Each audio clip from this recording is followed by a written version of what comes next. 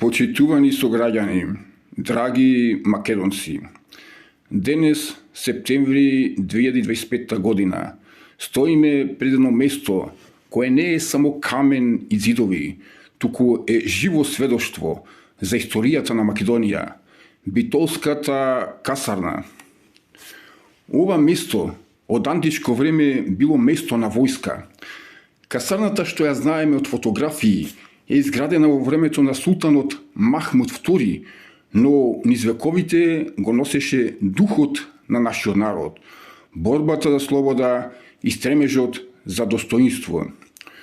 Тука чекореле војници од сите армии што ја газеле ова земја, но секогаш одекнувал гласот на македонецот, кој се борел да опстане. Тука учил и големиот Ататурк, но тука и Македонија чувала својата тајна сила, непокорниот дух. Затворањето на касарната ни беше представено како реформска мерка, но сите знаеме дека вистинската причина беше притисокот и лобирањето на Грција, која сакаше да се избрише секоја символика што не врзува со античкото наследство и со името Македонија. Но, почитувани, касарната се затвори, но духот на македонскиот народ никој не може да го избрише. Битола ќе продолжи да биде град на традицијата, град на историјата, град на гордост. А касарната, иако денес не постои, ќе остане наш заветен споменик. Нека не подсетува дека идентитетот не сега си со политички притисоци, туку се затврстува со љубов кон татковината. Да живее Битола, да живее Македонија. Затворањето на Битолската касарна ни го објаснија како реформа, но сите знаеме дека за тоа стоеше притисокот, обид да се избрише символиката што не врзува со античкото наследство. Но идентитетот не се затвора со катанци. Македонија живее во секој од нас. Овде, на оваа света почва, се спојуваат два света, античкото и современото македонско наследство. На неколку чекори од нас е Хераклеја Линкестицка, градот што го основа Филип II, таткото на Александар Македонски. Тука започнувале походи, тука се ковале соништа за слобода и величие. Векови подоцна, токму на оваа раскрсница од патишта, османите ја изградија познатата Битолска касарна, објект што ќе стане символ на воената моќ и на историската меморија. Во неја учеше и големиот Ататурк, а низ низините ходници минува генерации војници. Но најважно од се, и Хераклеја и касарната не посетува дека Македонија од секојаш била и ќе остане земја на борци, земја на горд народ кој ги чува своите корени. Да живее Битола, да живее Македонија. Денес, иако касарната не е воена установа, таа е символ што ги поврзува античките времиња со современата историја на Македонија. Символ на тоа дека и покрај сите предизвици, нашата земја останува важна и непокорна. Затоа, кога ќе ја погледнете Хераклеја и ќе ја видите касарната, запомнете, тоа е приказна за континуитет на македонскиот народ.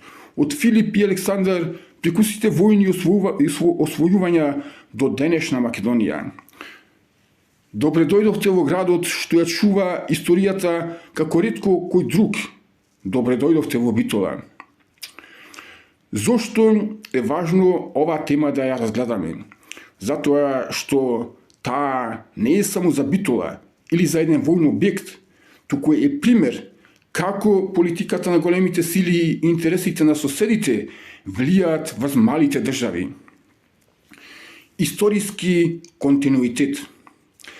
На местото на Битолската касарна имало војни објекти со основањето на Хераклеја. Во 1837 година, по наредба на султанот Махмуд II, таа станала еден од најголемите воени комплекси во европскиот дел на Османлиското царство. Незината историја е богата. Тука имало војски од античко време. Тука учел Мустафа Кемал Ататурк. Тука биле сместени српски, бугарски, германски, југословенски војски. По 1991 година станала дел од армијата на независна Македонија и касарната го добила името Стефан Наумов Стив, македонски национален херој од Втората светска војна. Значи, таа не беше само касарна, тоа беше сведоштво за воената и политичката историја на регионов. Официјална причина за затворањето. Кога во 2005 година беше донесена одлука за затворањето, официјалното објаснување беше следното. Македонија мора да ја модернизира својата армија.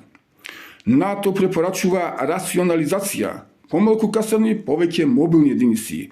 Одржувањето на голем објект, како Битолската касарна, беше прескапо. На хартија ова изгледа логично, но прашањето е дали тоа беше единствената причина. Политички контекст.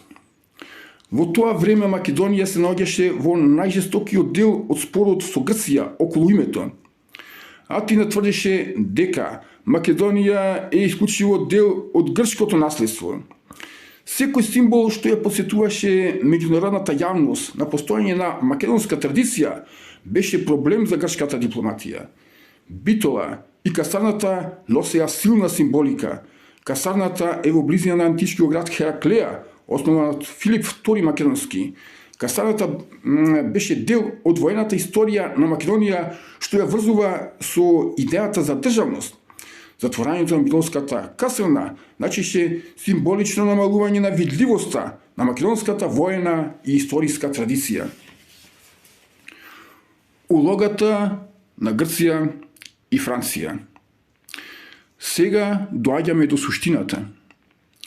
Грција активно лобираше во НАТО и Европската унија. Македонија се прикаже како држава со ограничени капацитети и да се обесхрабри секој символички повик кон античката историја.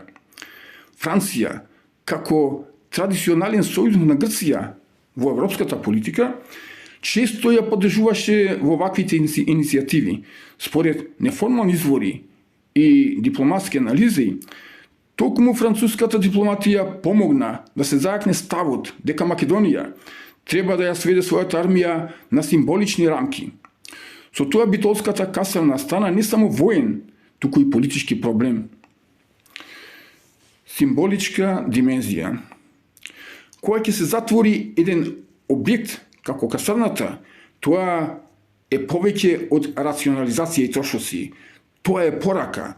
Порака дека Македонија треба да ја прифати улогата на мала, символична воена сила. Порака дека не треба да ја гради својата историја врз континуитет од античките времења до денес. Во суштина, затворањето беше дел од процес на символично разоружување на македонската историја. Последици. Што се случи потоа? Армијата навистина се сведе на символична големина. Битола изгуби еден од своите највпечатливи објекти. Македонија изгуби дел од символиката што ја врзува со античкото и поновото минато. Заклучок. Затворањето на Битолската касарна не беше само техничка одлука, тоа беше дел од една поширока стратегија. Преку символични чекори да се ограничи видливоста на македонскиот идентитет на меѓународна сцена. Зад формалните реформи стоеше политички притисок. Грција лобираше, Франција помогна, а резултатот беше Македонија со армија сведена на символика и со еден од своите најважни објекти затворен. Да живее Македонија, да живее Битола. Ова наша касарна беше опеана во неколку народни македонски песни. Една од нив е "Сношти заминав покрај битолските касарни". Сношти заминав покрај битолските касарни, бен се ни северим, чок се ни северим, покрај битолските касарни. Сите момчиња там беа, само моето момче не беше. Бен се ни северим, чок се ни северим. Само моето либе не беше.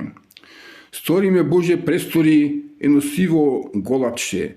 Бен се ни северим, чок се ни северим. Едно сиво галапче. Да летам Боже, прелетам. Нарамо да му застанам. Бен се ни северим, чок се ни северим. Нарамо да му застанам. Нарамо да му застанам, до 2-3 думи да прозборам. Бен се ни северим, чок се ни северим. До 2-3 думи да прозборам. Во рефренот на оваа песна има и неколку турцизми, тоа се бен се ни северам, чок се ни северам, што преведени на македонски значат јас те сакам, многу те сакам.